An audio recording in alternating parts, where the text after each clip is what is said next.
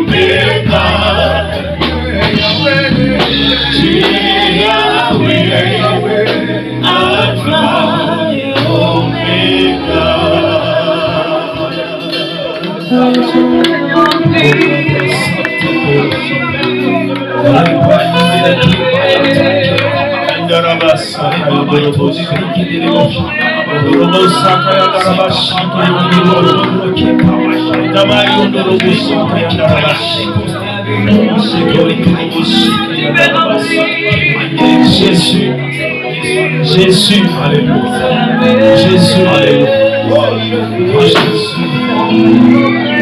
Jean-Baptiste a baptisé d'eau.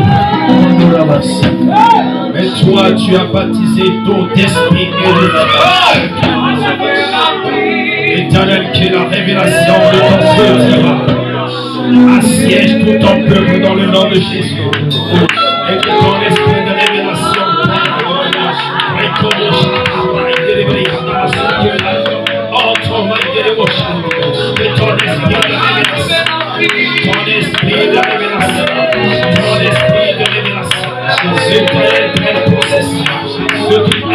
au nom de Jésus. Que l'entendement humain soit ôté au nom de Jésus. Et que le divin spirituel prenne possession. Père, que nous plongions, que nous soyons noyés, que nous nagions dans ta présence, dans la plénitude de ton nom. Au nom de Jésus. Seigneur, parle à ton peuple. Bénis ta parole. Bénis ton œuvre. Bénis ton peuple. Au nom de Jésus. Un saint sacerdoce, un peuple acquis, une nation sainte, afin que vous prononciez les vertus de celui qui vous a appelé des ténèbres pour servir dans son admirable lumière. Alléluia. L'apôtre Pierre stipule que nous sommes ainsi, cette admirable lumière-là. Et donc, lorsqu'on évangile, c'est déporter, déplacer quelqu'un de son vieil homme pour le nouvel homme qui doit être. Alléluia. Et cela va s'affirmer dans la vie des disciples d'une autre manière. Bien aimé, ça va nous surprendre. Amen. Cette étape d'appel à la conversion va être sanctionnée par un changement d'identité. Un changement, je dirais même de nationalité. De nationalité humaine que nous sommes, nous prendrons une nationalité céleste. Nous aurons une identité universelle qui nous fera appeler chrétiens. Autrement dit, des enfants de Dieu. Le nom change, n'est-ce pas? C'est-à-dire, si le nom change, l'attitude, le caractère, le langage, la pensée, notre conception de vue, tout doit changer. C'est ainsi. Et donc, ça doit se refléter dans le caractère. Et nous l'avons vu dans la vie des disciples. À la retraite, nous avons partagé ça hier. Jésus, en partant, n'a pas laissé des disciples, n'a pas laissé des chrétiens. Ok? Jésus a laissé des disciples. Et c'est à ceux-là qu'il t'a donné instruction d'accomplir son ministère terrestre. Mais maintenant, dans la vie de ses disciples, quelque chose s'est passé. À titre de rappel, bien aimé, pour la première fois que les disciples étaient appelés chrétiens, c'était à Antioche. Et ça se trouve dans le livre de Actes, chapitre 11, verset 36. Les apôtres étaient des juifs. Dans le temps, La religion était caractérisée par les doctrines et les cultures juives, n'est-ce pas? Alors, les apôtres qui ont suivi Jésus-Christ, à savoir Pierre, André, Jean, Jacques, alléluia, Barthélemy, ainsi de suite, Thomas, tout ça, Simon de, alléluia, Thaddée, tous ceux-là, ils étaient des juifs. Leurs frères juifs comme nous sommes sont surpris de voir certaines personnes parmi nous appelées à suivre quelqu'un qui se disait être le fils de Dieu, le roi des juifs, le messie d'Israël. Scandale en Israël. Mais parmi nous, certains ont accepté de le suivre. Ceux qui l'ont suivi, ils sont des frères juifs. Nous avons douté de leur appel, de leur engagement. Mais à un moment donné, lorsque le Messie a été retiré de ce troupeau, c'est-à-dire parmi les apôtres, lorsqu'il a été retiré, qu'est-ce qui se passe? De nous-mêmes, qui étions des juifs, nous voyons dans l'attitude de ceux-là des changements radicaux. En pensée, en parole, en attitude, en acte, dans leur quotidien. On voyait des gens qui ne parlaient que du royaume. On voyait des gens qui ne parlaient, alléluia, que du Messie. On voyait que des gens qui commanditaient, qui prophétisaient, qui témoignaient le royaume au jour le jour. Au point où les langues se sont déliées. Ils ont dit, hey, mais ces gens sont des chrétiens. Amen. Parce qu'on a vu dans leur attitude un changement radical, au point où les juifs même qui doutaient de leur appel finissent par dire, mais ce sont des chrétiens. Le mot chrétien tire sa racine, s'appuie sa racine dans le mot Christ. Jésus-Christ. Le terme Christ. Alors donc ici, ils vont les qualifier maintenant des chrétiens. D'où maintenant cette identité que toi et moi nous portions. Et c'est à eux dans la suite que nous avons reçu, alléluia, la grâce d'hériter également. Bien évidemment par Christ, mais cette identité. Alléluia. Nous avançons au point 3. Laissons voler, après nous allons décortiquer. Au point 3. Pourquoi évangéliser? Pourquoi? Tenez les merveilles. Pourquoi évangéliser? Évangéliser, tel que nous l'avons dit ici, qu'est-ce que c'est qu'une évangélisation? C'est de même tirer des ténèbres à la lumière. Alléluia. C'est être revêtu de nouveau. Avoir une nouvelle, pousser quelqu'un à accepter une nouvelle vie. C'est comme la Bible dit, parle de nouvelle naissance. Alléluia. Nouvelle naissance. Amen. Et donc, Jésus-Christ a prêché cette nouvelle naissance par sa vie, par son parcours, par son appel, par son ministère. Et il va nous le stipuler dans l'évangile de Jean, au chapitre 1, verset 12. Amen. Jean, chapitre 1, verset 12. Jésus dit ceci. À tous ceux qui l'ont reçu, à tous ceux qui croient en son nom, elle a donné, elle mise ici pour la parole, elle a donné le pouvoir de devenir enfant de Dieu, lesquels ne sont pas nés de la volonté de la chair et du sang, mais de l'esprit. Alléluia. La parole leur donne la possibilité d'être nés de nouveau. Ils ne sont pas nés de la volonté de la chair et du sang, mais de l'esprit. Là, ils ont revêtu une autre identité. Alléluia. Et donc, avec ceci, ça doit susciter quelque chose en nous, un engagement. Lorsque nous changeons de posture, nous changeons de statut, ça doit susciter quelque chose, un engagement. Alléluia. Et cet engagement, pourquoi? C'est pour pousser ceux qui ont reçu cette révélation de faire la promotion de quelque chose. La promotion de la paix. Jésus, dans ces derniers mots, je vous laisse la paix, je vous donne la paix. La promotion de la paix dans le monde. C'est pour ça qu'il était venu. La promotion de la justice. C'est pour que justice soit rendue que Jésus était venu. Et donc, quiconque croit en lui reçoit cette identité et habilité à proclamer, à parler que de ça. À parler que de ça. Et vous allez être d'accord avec moi, bien-aimés, dans le Seigneur, dans la suite que nous allons décortiquer, que le monde, parce que Dieu sait que le monde nous livrera que bataille sur bataille, obstacle sur obstacle, combat sur combat. C'est pourquoi il a dit aux disciples sur le mont des Oliviers, vers avant l'entame des sentences, Matthieu 26, 41, veillez et priez afin que vous ne tombiez pas dans la tentation. L'esprit est disposé, mais la chair est faible. Jésus a dit ça à quel moment? Parce qu'il voyait venir la sentence. Et commençait déjà à sentir Et il va prier. La Bible dit que sa figure, la transpiration s'est changée même en sang. Vous voyez même la dimension de la chose. Transpiration transformée en sang. Pour annoncer lorsque le sang coule, ça veut dire qu'il y a un acte qui se passe. N'est-ce pas? Il y a eu blessure. Mais dans le sens spirituel, nous parlons d'alliance. Alors si la transfiguration a lieu, si la transpiration change en figure, en sang, bien aimé, scientifiquement nous devons expliquer ça. Vous ne vous imaginez pas les contenances des molécules des atomes dans le corps qui se sont joints, transformés pour qu'il y ait manifesté changement ici. C'est immense. C'est immense. Et par la suite, maintenant, les tracasseries ont commencé. C'est là où je dis, le combat du siècle sera immense. Veillez et priez afin de ne pas tomber dans cette relation. Le monde nous livrera bataille. Et Paul va récupérer et dire à sa manière, Éphésiens 6:12, nous n'aurons pas combat contre la chair et le sang. Contre les principautés, les dominations, les autorités, les esprits célestes, les princes de ce monde de ténèbres. Amen. Ce n'est pas des combats physiques, mais spirituels. Mais pour dominer, il faut être revêtu de nouveau.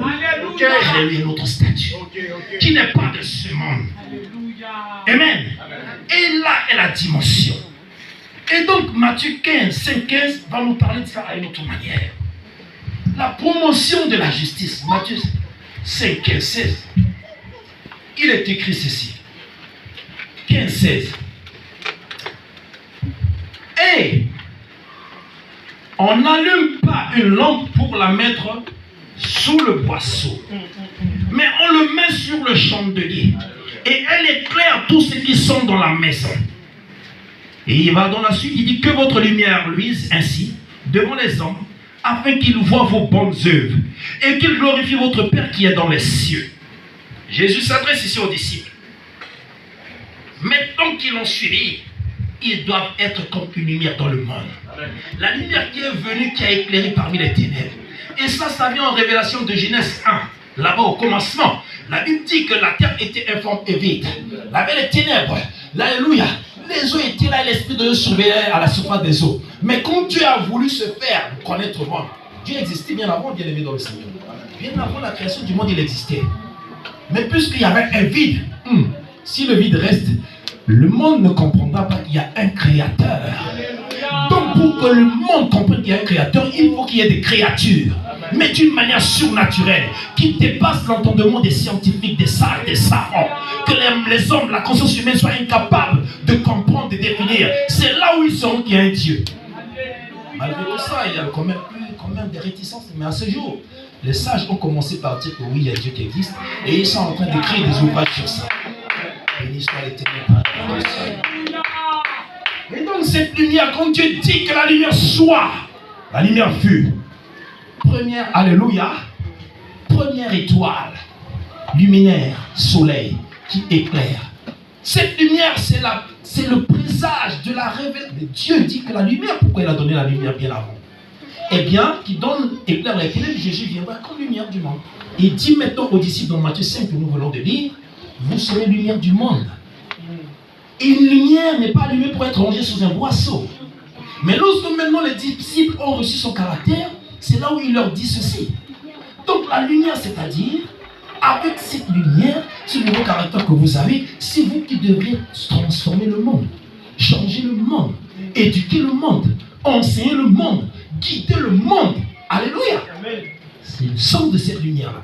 Donc vous voyez, le pourquoi évangéliser, c'est pour que lumière paraisse dans les pensées, dans les vies, dans l'environnement, dans les foyers, dans les familles, dans les entreprises, dans les sociétés. C'est pour que cette lumière luise. Là où il y a un seul élément, un électron de cette lumière, c'est-à-dire un chrétien ou une chrétienne, cette lumière doit y être. Point d'interrogation. Chacun s'interroge déjà. On évolue. Nous allons décortiquer rapidement. Alors, bien-aimés dans le Seigneur, pourquoi ceci? Aujourd'hui, la triste réalité, c'est que le monde essaie de désorienter cette réalité-là. L'opinion publique veut porter sur l'opinion céleste, c'est-à-dire la volonté de Dieu, articulée par la méchanceté, les calomnies, les querelles, les disputes inutiles, les considérations inutiles, des futilités, alléluia, qui dispersent les gens, qui séparent les gens, qui éparpillent les familles, qui affaiblit notre société. Ce sont ces tristes réalités qui gangrènent aujourd'hui le monde. C'est des tristes réalités qui existaient en Israël à l'époque également, au travers les coutumes, les doctrines, ces petites considérations. Alors la vision de l'Éternel est autre. Dieu vient unir. Alléluia. Dieu vient pas séparer, il vient unir. Sois bien de Dieu. Il vient réconcilier. C'est pourquoi Hébreu présente Jésus comme médiateur entre les deux alliances, l'ancienne et la nouvelle. Jésus a son pied sur le passé, il est assis sur le présent, il contrôle le futur, la nouvelle alliance, et il sait ce qui adviendra. Jésus, que Dieu a donné aux attentions. Et c'est celui-ci qui parle aux prophètes, aux apôtres. Il veut que le monde révèle son caractère. Et il confie ses tâches aux apôtres au travers lesquels nous aujourd'hui sommes habilités et appelés. Alléluia. C'est ça cette mission. Et nous voyons que cette réalité continue de gangréner le monde. Nous comprenons que nous avons alors donc une mission. Et si nous survolons, nous arrivons au point 4. Promesse toujours, nous allons décortiquer dans la suite tout ce que nous survolons. Tout, vous allez voir, nous allons rattraper. Qui doit évangéliser? La question est là.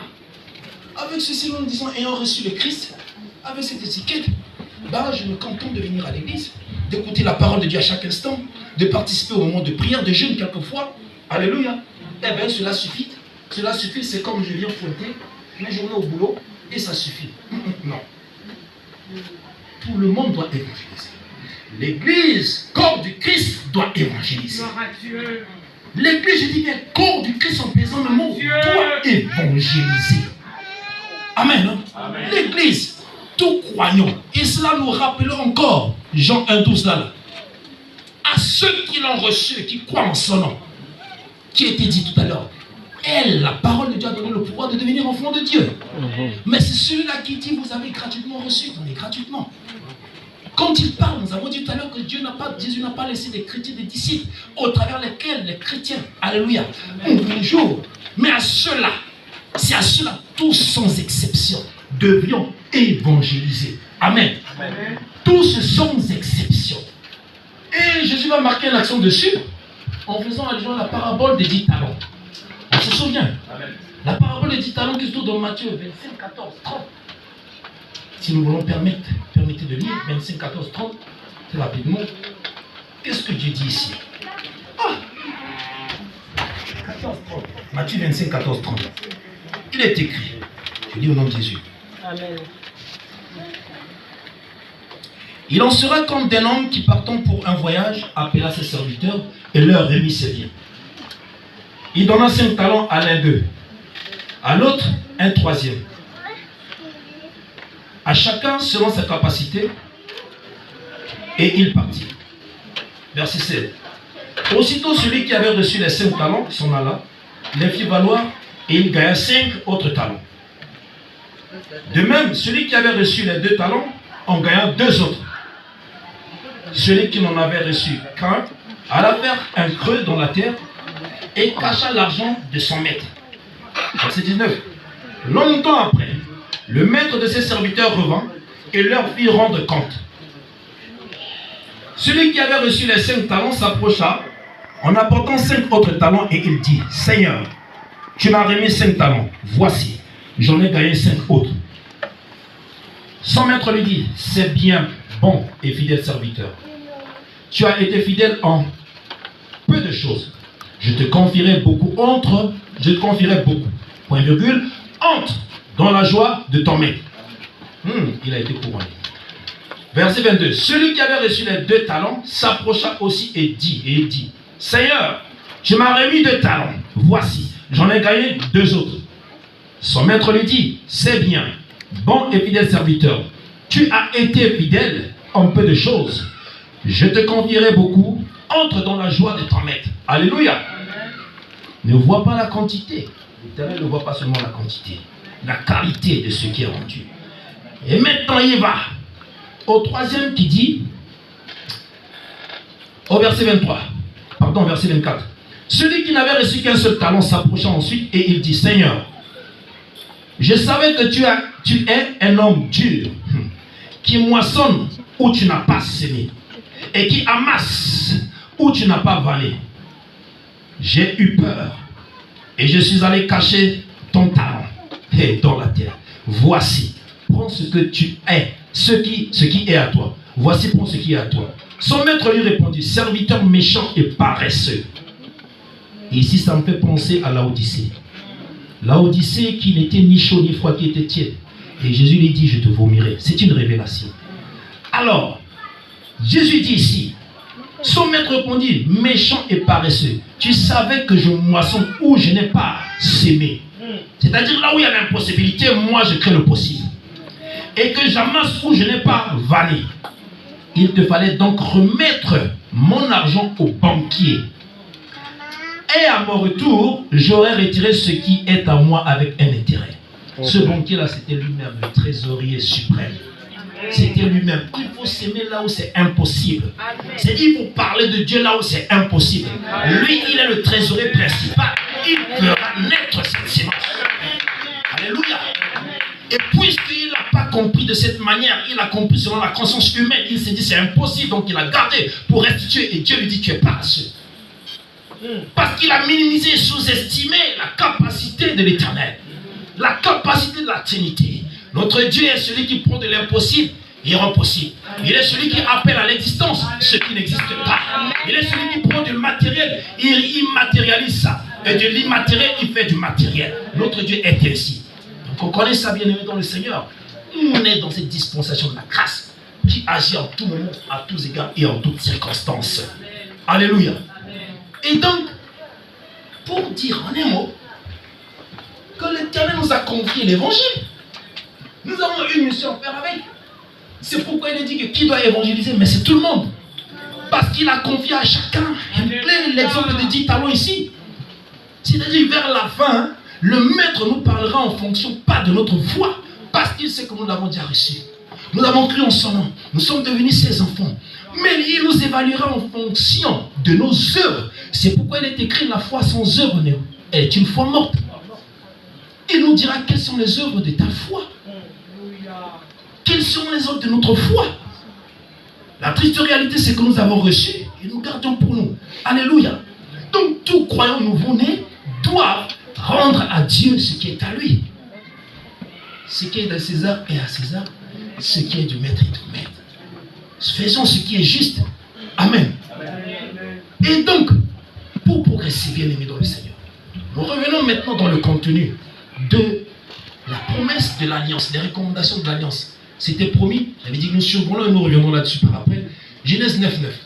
Lorsque Dieu instruit Noé, il se montre comme Dieu d'alliance. Ensuite, Moïse, comme également Dieu d'alliance, en faisant allusion au terme, je suis le Dieu d'Abraham, d'Isaac et de Jacob, sera mon nom de génération en génération.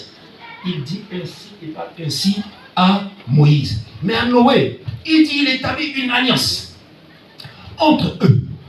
Avec lui, son peuple de cette époque, et lui Dieu. Alléluia. Et donc, cette alliance sera pour sa postérité et les postérités d'autres générations à venir. Dieu voudrait faire comprendre quelque chose ici. Cette promesse, amen, hein, qui est donnée à Noé, de la postérité, de lui jusqu'à la postérité suivante, Dieu s'est dit d'une autre génération. Dieu voudrait dire à Noé ici déjà qu'il est un Dieu de tous les siècles. Attentivement, nous comprendrons. Il est un Dieu de tous les siècles. Ici, là, il donne quoi? Une assurance. C'est la promesse d'une assurance qu'il donne à Noé. L'assurance de quelque chose, l'assurance du salut. Alléluia. L'assurance du salut qui a été promise par Dieu, qui est symbolisée, amen, qui symbolise quoi? La préfiguration. Donc cette promesse, cette assurance que Dieu donne ici à Noé, c'est la préfiguration déjà du salut. Il se montre un Dieu de tous les siècles. Il dit à Noé que l'alliance qui sera établie entre toi et moi, entre vous et moi, sera non seulement à partir de vous, mais de l'autre postérité qui viendra après vous. Cette alliance, aujourd'hui, nous vivons ça encore. Nous le savons que Dieu a dit à Noé que j'établirai l'arc dans le ciel. Le sens, l'origine, l'existence de l'arc-en-ciel, que certains ne connaissent pas, c'est que Dieu, entre-temps, avait détruit la terre par les déluges. Et donc, pour arrêter ces déluges, il fait établir l'arc-en-ciel qui symbolise l'alliance de sa promesse entre la postérité d'avant jusqu'à la postérité d'après. Mais nous sommes, Abraham par qui nous sommes nés là, c'est une bénédiction. Abraham est petit-fils de Noé. Il est né de Sem, n'est-ce pas? Alléluia. Et donc un des petits-fils de Noé. Alors, c'est toute la suite. Et donc, bien aimé dans le Seigneur, il rassure Noé et sa progéniture. Maintenant, à Moïse, plus tard, il fait comprendre que toi, tu dis à Israël, je suis le Dieu d'Abraham, d'Isaac et de Jacob. Ici, il emploie le terme Dieu d'Abraham, Dieu d'Isaac et de Jacob. Pourquoi? Ça voudrait dire ceci. Dieu est en train de rappeler à Moïse qu'il a donné une promesse. Il a été Dieu de promesse également. Cette promesse, c'est une alliance qu'il a établie. Et il a commencé par qui? Abraham, Dieu de vos pères. Tu diras à Israël que moi qui t'envoie, je suis le Dieu de vos pères Israël, le Dieu d'Abraham, le Dieu d'Isaac et le Dieu de Jacob. Il a cité ces trois noms parce que la promesse qui avait été donnée à Abraham, ainsi à Isaac et ainsi de suite à Jacob. C'est une promesse de quoi? C'est une promesse de repos. C'est une promesse de bonheur. C'est une promesse, alléluia, de repos et de bonheur. Par quoi? Canaan. Canaan représente ici un repos éternel. Nous employons le mot repos éternel pour que nous nous comprenions. Mais la portée spirituelle de ce mot, de cette promesse, c'est le salut éternel. Alléluia. Dieu ne donne pas un repos pour que le corps matériel se repose. Son peuple qui avait reçu le privilège d'accueillir sa présence sur terre, Israël, au travers de nous aujourd'hui par alliance, physiquement, était en captivité, faute de réticence, de tétitesse. La Bible emploie le terme court, alléluia. Et ce peuple devrait sortir de la captivité et revenir à une promesse que Dieu avait faite à Abraham. Cette promesse, c'est Canaan. Là-bas, vous ne serez pas persécutés. Là-bas, vous serez dans un repos total. Là-bas, c'est un pays où coule le lait et le miel. Là-bas, ça veut dire que là-bas, c'est le bonheur, c'est la paix, la joie, la réjouissance. Cela symbolise le royaume. Ce royaume là-bas, c'est la paix, la louange, l'adoration. Il n'y a pas de malaise, il n'y a pas de tiraillement, il n'y a pas de grincement de dents, il n'y a pas de persécution. Il n'y a rien là-bas. Comme Israël était persécuté ici par ses oppresseurs, déporté en Égypte, à Babylone, ainsi de suite. Canaan sera votre repos. Alléluia. Et ce repos-là a été minimisé. En commençant par quoi? Le sabbat de l'Éternel. Amen. Et donc, au travers de la résurrection du Christ qui promet également, il commence à spiritualiser ça, ce sabbat-là. Lorsqu'on parle du sabbat, on entend sabbat par le terme sabbat, oui, par un dimanche ou les jours de l'Éternel. Disons, selon l'Écriture, dimanche c'est le premier jour de la semaine, n'est-ce pas? Mais ça célèbre quoi? La résurrection du Christ. Et nous faisons le culte avec aujourd'hui. Mais en fait, c'est un repos que Dieu donne. Donc, il vient donner la clé de ce repos. Mais ce repos qui est la promesse donnée à Abraham, Isaac et Jacob, ici, c'est le repos éternel. Ça doit être obtenu comment? Amen. Amen. Dieu parle parce que dans cette époque, Israël, alléluia, ou l'église de Jérusalem, si je peux dire, l'église de Jérusalem qui avait été conçue par Salomon, elle était conservatrice. Israël était vraiment conservateur, pas possible. Israël pensait pour lui que Dieu, puisque Dieu est venu par nous, il est notre Dieu. Il nous appartient, à nous seuls. C'était ça la pensée des Juifs. Donc ils conservaient tout devant eux. Et que les autres nations étaient des nations rejetées. Ils n'étaient pas concernés dans cette histoire-là. Alléluia. Amen. Ils n'avaient rien à voir avec. Les autres nations étaient considérées comme des nations même pécheresses, brigands et autres. C'était même ça le sens de la croix. Par la grâce de Dieu, un jour on parlera de ça. Le sens de la croix a été utilisée à l'époque pour travailler les peines des brigands, des bandits. Quand on retrouvait quelqu'un dans une nation, cette nation-là, c'est une nation qui perd de crédibilité. Donc pour que la nation retrouve sa crédibilité, il fallait ôter la vie à ce seul bandit. Et pour ôter la vie à ce seul bandit, pour que la nation garde ses valeurs, il fallait que la vie, on persécute ces personnes jusqu'à la mort. Et on les emmène à la croix. Donc c'était ça le sens. Donc chaque nation gardait sa valeur. Et donc Israël pensait pour eux que non, l'Éternel c'est une autre chose. Jésus. Donc le Pentateuque qui avait été annoncé, donné, la révélation de la loi, c'est que pour nous. À nous seuls, nous juifs. Ils pensaient ainsi la chose. C'est où par eux ils se font passer les docteurs de la loi, qui ont connu, qui ont appris. C'est pourquoi ils ont été scandalisés quand Christ est venu. Et toi, tu es collègue à qui? Nous nous souvenons que nous, entre nous, maman Miguel, papa Miguel, tout ça, là, nous, on était ensemble à l'école. On apprenait l'écriture, la loi qui avait été donnée à Moïse. Donc nous sommes l'esprit de promotion. Nous connaissons notre promotionnaire. C'est pourquoi les sacrificateurs nous ont fait docteur de la loi. Parmi nous, il n'y avait même pas quelqu'un qui s'appelait Messie. Toi, tu sens beau. Tu dis que tu es le fils de Dieu. C'est Dieu que là, nous avons passé son autre temps à l'école pour entendre sa loi qu'il a donnée par Moïse. Toi, tu étais parmi nous. Tu viens, tu dis, fils de Dieu, blasphème. En plus, tu te dis, roi des justes, blasphème, blasphème. Les peines ont commencé ici pour qu'ils commencent à être posés. Alléluia. Donc, conservation de la chose. Jésus va les confondre. Alléluia. Amen. Jésus va les confondre. Jésus viendra spiritualiser le sang de son alliance. Amen. Il viendra monter la dimension de la chose. Il va dire, et il emploie la grande commission. La grande commission qui nous envoie déjà, alléluia, presque vers la conclusion. Jésus va dire ceci, Matthieu 28, 18 à 20. Alléluia. Matthieu 28, 18 à 20.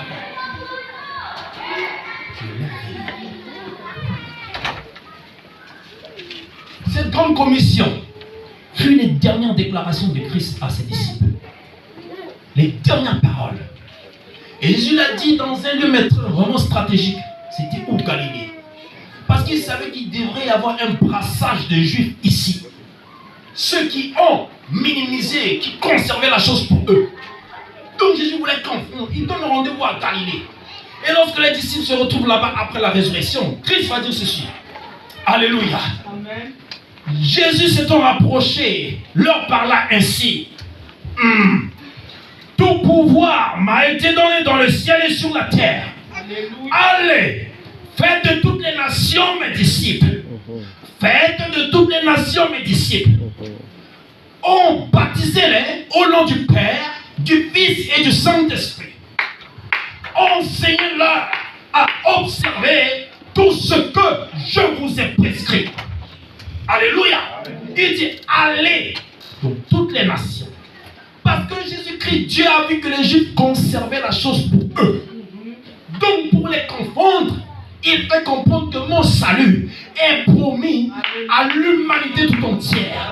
C'est pourquoi il dit allez, allez, allez, faites de toutes les nations mes disciples. Baptisez-les au nom du Père, du Fils et du Saint-Esprit. Enseignez-leur à observer tout ce que je vous ai prescrit. Enseignez-leur. Allez et faites. Alléluia. Allez-y et faites. Alléluia. Dieu lance la chose comme ça. Alléluia. Israël, autrement dit, Israël ne doit pas garder la chose que pour elle. Cette histoire concerne le monde entier. Alléluia. Parce que dans sa vision, il voudrait que l'humanité soit sauvée. Alléluia. C'est pourquoi il commence à stipuler le salut depuis Noël là-bas, par Moïse là-bas, par Abraham là-bas. Et il en arrive ici. Dieu comprend que non, il faut que je puisse les pensées des hommes. Je viens spiritualiser la chose. C'est où lui-même il vient.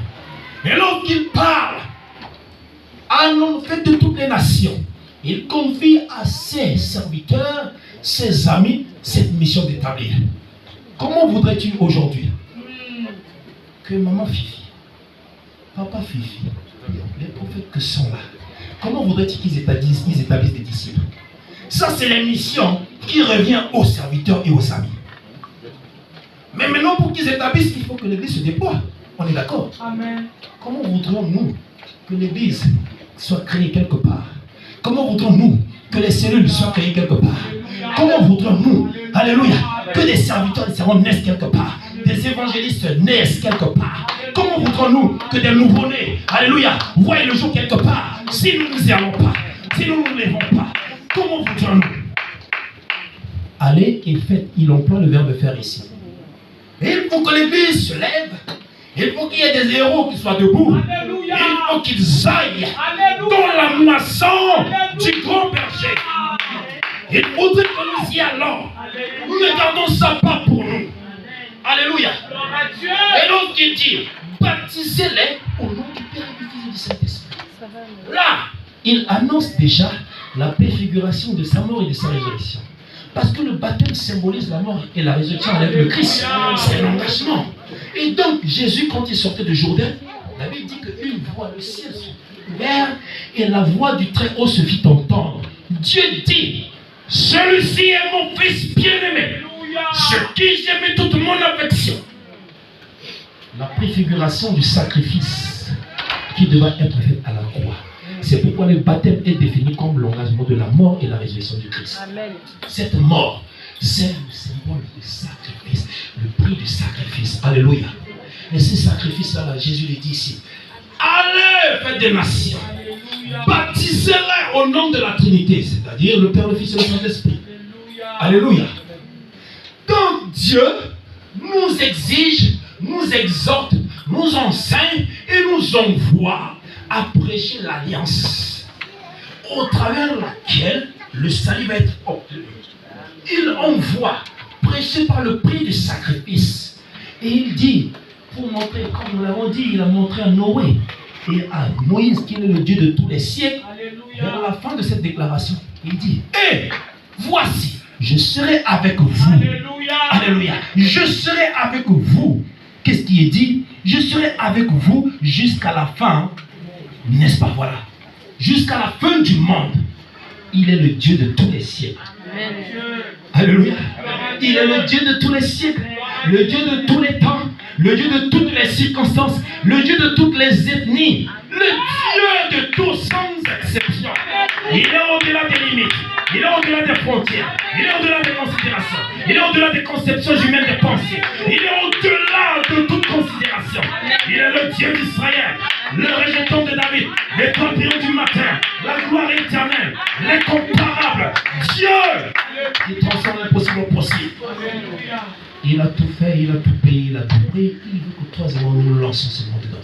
C'est revêtu de cette grâce bien-aimée dans le Seigneur et de cette force que nous devions aller dans la bergerie de l'Éternel. Dieu disposera les cœurs et les pensées à écouter ce que nous allons leur annoncer. Amen. Amen. Pour ramener les bébés perdus de la maison d'Israël dans la bergerie. Alléluia. Amen. Telle est ta mission. Telle est ma mission. Maintenant, le petit plus que nous allons rajouter pour conclure, c'est te rappeler que tu es buisson ardent. Buisson ardent, c'est par là que Israël avait été délivré. Amen. C'est par là que l'alliance également, la préfiguration de l'alliance qui s'est spiritualisée dans la suite par le Christ, avait été, alléluia, proclamée. Alléluia. Amen. Et donc, tu comprends que toi et moi, nous sommes dans cette mission-là. Alléluia. Et que nous ne devons pas croiser les bras. Parce que nous aurons un compte à rendre à l'Éternel en fonction de la dénomination de notre appel et de notre engagement. Alléluia. Soyez bénis, servants de Dieu. Nous serons donc du compte à rendre en fonction de cela. C'est la première lettre de noblesse ici.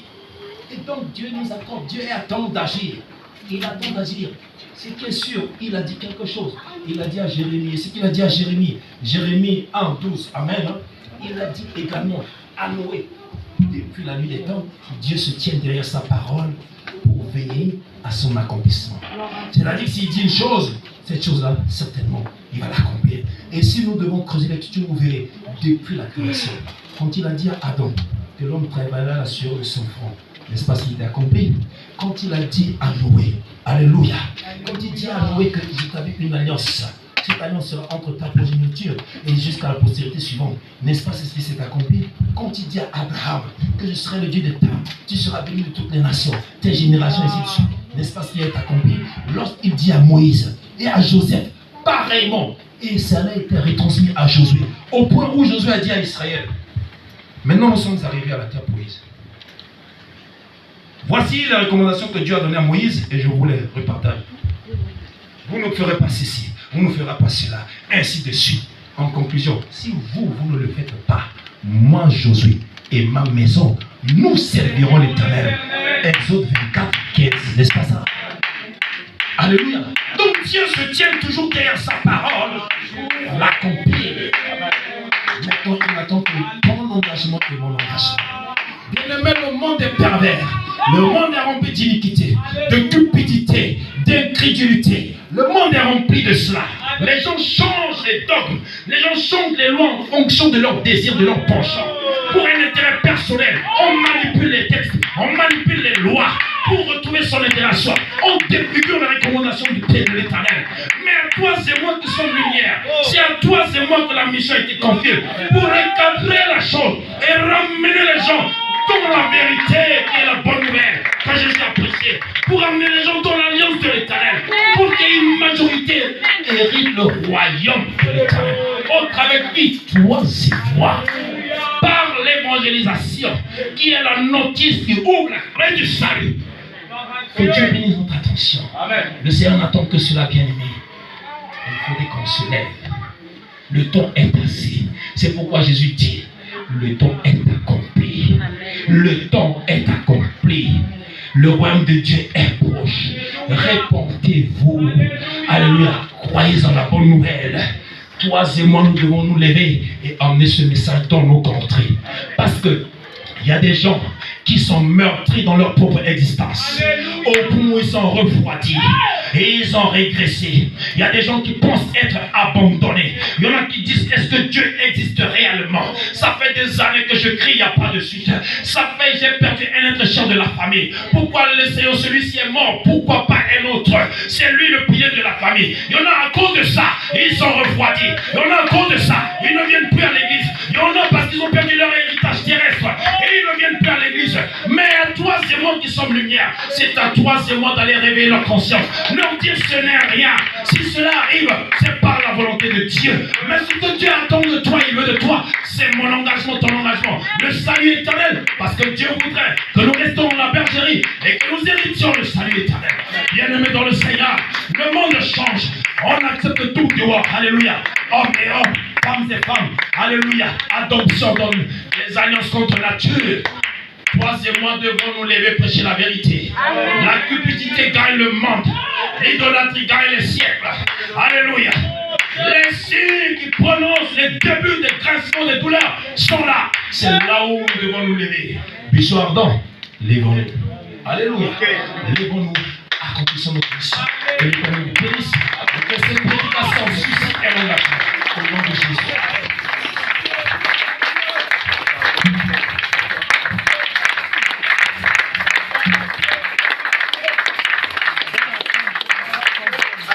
La gloire de Dieu, acclamons pour la gloire de Dieu. Acclamons pour la gloire de Dieu. Ah, tu as besoin de la force pour aller évangéliser. Alléluia. Est-ce que tu t'es prié là où tu es? Tu t'es prié.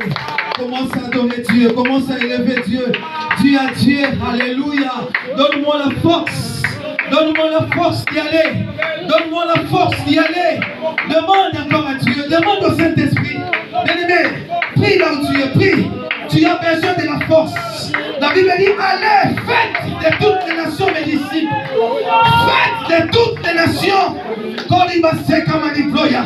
Oh, gloire à Dieu. Oh, l'évangélisation, ce n'est pas pour les pasteurs. Ce n'est pas seulement pour les évangélistes. Ce n'est pas seulement pour les prophètes ou les docteurs. Oh, Christ a dit, allez, tous. Allez, soplosé kamanda pro. Yeke makorobo sete. Yondo korobo sakamabo. Eh, Seigneur, donne-nous leur force d'y aller. D'aller évangéliser, Seigneur. Parce que ces jours-là, Père de gloire, nous aurons des comptes à rendre. Et soplosé kamaplosé. Et le prie, demande la force à Dieu. Prie. Oh, il est Seigneur, il est Dieu. Merci Jésus. Merci pour ta parole. Merci Seigneur pour l'alliance. Tu es le Dieu d'alliance. Tu es le Dieu d'alliance. Alléluia. Quand tu promets, tu réalises. Tu es Dieu. Tu es Dieu. Et nul n'est semblable à toi. De génération en génération, tu es Dieu. Tu as marché avec Moïse. Aujourd'hui, tu marches avec nous. Alléluia. Tu as marché avec Abraham, aujourd'hui tu marches avec nous. Tu ne nous as pas abandonnés, Père. Oh, tu as promis, je serai avec vous tous les jours, le matin, à midi, le soir, tous les jours, jusqu'à la fin du monde. Je voulais seulement te dire que, bien-aimé, tu n'es pas seul. Le Dieu de la Bible est avec toi. Quand il promet, il réalise. Ne t'inquiète pas. Il te soutient de sa droite, triomphant. Il est Seigneur. Il est Dieu. Toujours dans cette attitude, bien-aimé, tu vas préparer tes offrandes. Ce que tu as préparé pour donner à Dieu cet après-midi. Nous courons vers les temps. Les chants vont nous conduire dans les chansons. Et toi, tu prépares ton offrande. Tiens ton offrande et déclare sur ton offrande. Je sais que tu vas les poser. Tu vas déposer tes offrandes dans les mains du maître multiplicateur. C'est lui qui multiplie. Prépare ton offrande, bien-aimé. Les chanteurs vont nous conduire. Et prie. Prie pour tes offrandes. C'est parti pour ces manières. Je recommande, Seigneur, tous ceux qui vont présenter les offrandes devant toi entre tes saintes mains. Bénis, Seigneur, les sources de provenance de l'argent.